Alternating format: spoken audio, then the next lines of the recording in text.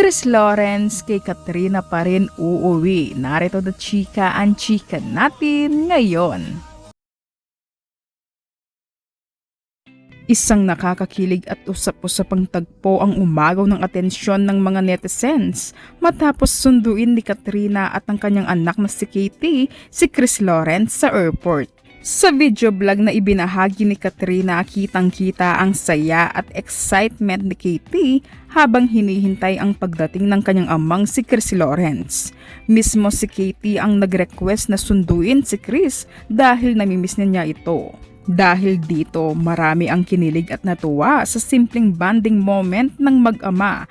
Hindi naman napigilan ng mga netizens ang magbigay ng kani-kanilang reaksyon. Marami ang nagsabing tila isang happy family ang dating ng tatlo na para bang hindi lang simpleng co-parenting ang kanilang setup. May ilang pang nagtanong kung bakit umano hindi ang kasalukuyang girlfriend ni Chris ang sumundo rito, dahilan para umugong ang espekulasyon na baka hiwalay na ito sa kanyang partner. Dahil dito, lalong lumakas ang hinala ng ilang netizens na may something na kina Katrina at Chris. Pinuri rin ng marami ang effort ni Katrina sa pagsundo na para sa kanila ay nagpapakita ng espesyal na ugnayan ng dalawa. Matapos naman ang pagsundo kay Chris, ibinahagi naman ni Chris Lawrence na pumunta siya sa bahay ni Katrina at Katie. Ayon sa kanya, pinapunta siya ni Katie dahil namimiss daw nito ang hilot ng kanyang papa. Ang simpleng dahilan na ito ay nagbigay ng mas malalim na kilig sa mga netizens.